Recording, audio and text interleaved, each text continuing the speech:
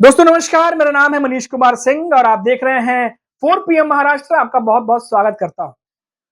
दोस्तों, हमारे देश में इस समय खासतौर से बीजेपी नेताओं के बीच में क्रेडिट लेने की होड़ जो है वो जबरदस्त दिखाई देती है।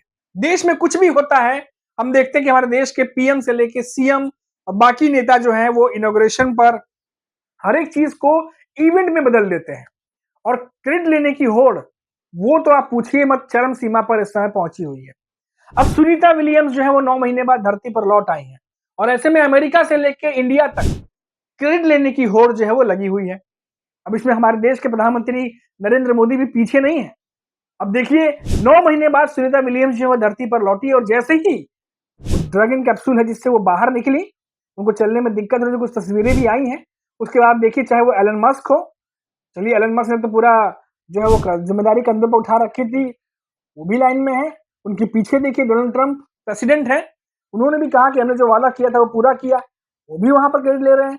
और यहाँ हमारे देश में हमारे देश के प्रधानमंत्री नरेंद्र मोदी ने भी सुनीता विलियम्स के लिए एक चिट्ठी लिख दी है, जिसको कि बीजेपी के फॉलोअर और प्रधानमंत्री नरेंद्र मोदी के फॉलोअर या सोशल मीडिया पे कह लीजिए शेयर किए जा रहे हैं। अब उस चिट्ठी में जो लिखा गया है उसमें थोड़ा सा 2 लाइनें मैं आपको बताता हूँ। स्क्रीन में भी आप देख सकते हैं कि भले ही आप मीलों दूर थी, लेकिन फिर भी आप हमारे करीब थी। अब आप लौट आई हैं, अब बहुत अच्छी खुशखबरी है और इस तरह से तमाम अच्छी-अच्छी बातें जो है वो लेटर में लिखी हैं। लेकिन बात यहाँ पर उस लेटर में क्या लिखा गया है, ये नहीं है। खबर उस लेटर में क्या लिखा गया है, वो नहीं है। खबर ये है कि यही हमारे देश के प्रधानमंत्री नरेंद्र मोदी जो है इस समय, ये एक ज़माने में जब गुजरात के सीएम हुआ करते थे या उस समय गुजरात में पॉलिटिकली ये एक्टिव हुआ करते थे, उस दरमियान से लेके अब तक यही सुनीता विलियम्स हैं और यही नरेंद्र मोदी हैं जिन्होंने कई बार एक दूसरे को इग्नोर किया है। जी हाँ दोस्तों, करीब साल 2007 की बात बताई जाती है, सुनीता विलियम्स गुजरात आई थी, तो उस दौरान उन्होंने भी जो उस समय पीएम नहीं थे नरेंद्र मोदी, उनको इग्नोर किया था। और वहीं नरेंद्र मोदी ने भी कई ओकेजन्स पे सुनीता विलियम्स को इग्नोर किया, ऐसी खबरें हैं। और जो रिपोर्ट्स आ रही हैं, उन रिपोर्ट्स के हवालों से जिस तरीके से जो खबर आ रही है कि हेलेन पंड्या जो हैं, उनके कजिन जो है वो सुनीता विलियम्स लगती हैं और जिस तरीके से जो खबरें आई थी, तमाम आप भी उसके बारे में जानकार हैं, नेट पे गूगल पे इंफॉर्मेशन मौजूद है। उसके हिसाब से जिस तरीके की बातें पीएम मोदी को लेके कही गई थी, सुनीता विलियम्स जो हैं वो कजिन लगती है हेलेन पंड्या की और कई सारी बातें हैं जो इन दोनों को एक प्लेटफॉर्म पे नहीं लाती हैं और यही वजह है कि दोनों एक दूसरे को लगातार इग्नोर करते रहते हैं। कई बार बातचीत भी नहीं होती है और तो और ये भी खबर है दोस्तों कि काफी समय तक बात भी नहीं हुई थी, लेकिन अब जब सुनीता विलियम्स लौटी हैं, पूरे देश में चर्चा है, तो वहां भी पीएम मोदी ने एक चिट्ठी लिख दी है सुनीता विलियम्स के लिए। अब इसका जवाब वो देंगी या नहीं देंगी, ये तो सुनीता विलियम्स ही जानती होंगी, क्योंकि कुछ अच्छे रिश्ते नहीं है।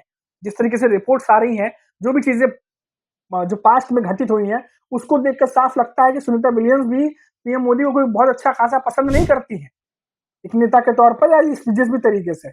लेकिन क्योंकि अब ये लेटर लिखा गया है, इसको साझा किया जा रहा है, उस पर चर्चा भी अब चल रही है।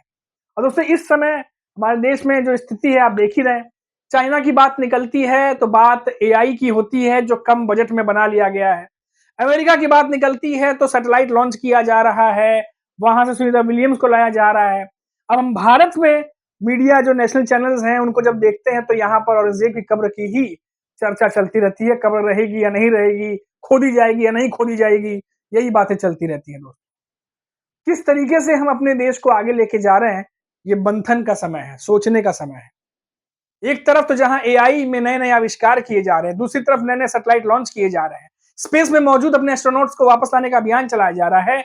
वहीं हमारे देश में हमारे देश के सियासत के राजदान जो सियासी नेता हैं, जिनको हमने और आपने चुन के भेजा हुआ है, वो औरंगजेब की कब्र पर भिड़े हुए हैं कि औरंगजेब की कब्र रहेगी या नहीं रह जाएगी। तो ये तो हाल है। अब देखिए, अब तमाम जानकार भी यही पूछ रहे हैं कि अगर औरंगजेब की कब्र हट भी जाएगी तो उससे क्या होने वाला है। अब महाराष्ट्र की बात कर लीजिए, महाराष्ट्र में भी अगर आप देखिए तो महाराष्ट्र में कितने सारे मुद्दे हैं।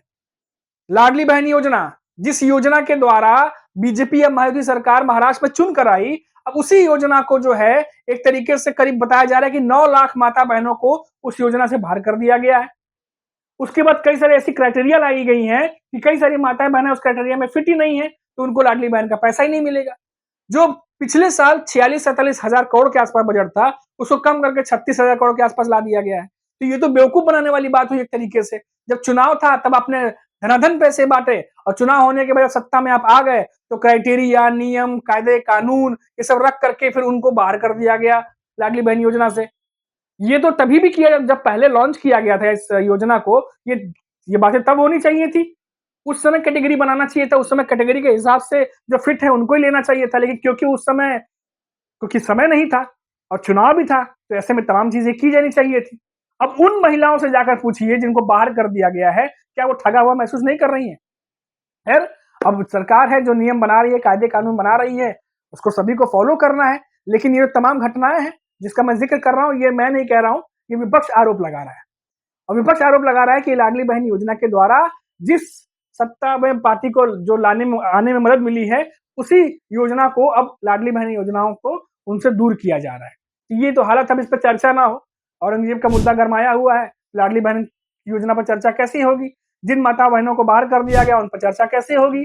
किसान जिनकी हालत हमेशा महाराष्ट्र में बदतर बनी रहती है, खासतौर से ये अभी मार्च चल रहा, अप्रैल मई आते आते आप देखिए कई इलाके सूखाग्रस्त हो जाते हैं, उस पर चर्चा कैसे होगी? क्योंकि महाराष्ट्र में तो औरंगजेब का मामला गरमाया हुआ है।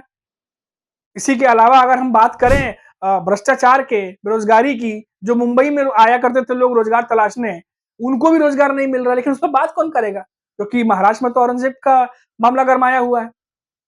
देश की तो बात छोड़ दीजिए, एक राज्य के स्तर पर जो अहम मुद्दे हैं, जो मेन मुद्दे हैं, उन पर चर्चा ही नहीं हो रही है। और तो और विधानसभा में भी अब मुद्दों की जगह औरंगजेब का मुद्दा हावी है। नेता एक दूसरे पे हमला कर रहे हैं।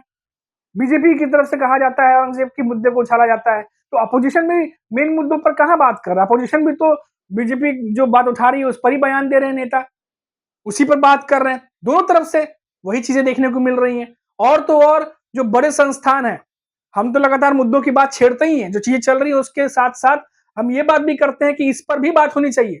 अगर औरंगजेब का मुद्दा है, उस पर बात हो रहा है, तो उसके साथ साथ इस पर भी बात होना चाहिए कि महाराष्ट्र की जनता को क्या तकलीफें हैं, उन्हें दूर कैसे किया जाए। आने वाले समय में मुंबई में कई जगहों पर पानी की किल्लत होने वाली है। जो वाटर लेवल है पानी का वो नीचे जा रहा है। मानसून आने में अगर देरी हुई तो मुश्किल पैदा हो सकती है। उससे निपटने के लिए क्या किया जा रहा है? ऐसे बहुत सारी चीजें हैं जिस पर चर्चा होनी चाहिए, लेकिन नहीं हो रही, क्योंकि महाराष्ट्र में औरंगजेब का मुद्दा हावी है। तो ये तमाम चीजें जो है दोस्तों हमारे और आपके सामने बनी हुई है। लेकिन मैंने वीडियो की शुरुआत जहां से की थी कि क्रेडिट लेने की होड़, कि क्रेडिट जो है वो लेने की होड़ चल रही है। और साथ ही साथ अब क्योंकि सुनीता विलियम्स लौट आई हैं, अब जैसा कि रिपोर्ट्स में मैंने आपको बताया कि रिपोर्ट्स के हवाले से जो खबर आ रही है कि दोनों के बीच में पीएम मोदी जब गुजरात में रहा करते थे, गुजरात में उनकी पॉलिटिक्स ज्यादा एक्टिव हुआ करती थी, उस समय से ही सुनीता विलियम्स और नरेंद्र मोदी के बीच में रिश्ते कुछ ज्यादा ठीक नहीं है, जो रिपोर्ट्स आ रहे हैं। और वैसे में ये लेटर लिखना और वाहवाही करना, तो ये अपने आप में समझ से थोड़ा परे लगता है। लेकिन फिर भी खबर है, आप तक पहुंचानी थी, हमने पहुंचाई। अभी के लिए इतना ही। आप देखते रहिए 4 PM महाराष्ट्र। नमस्कार।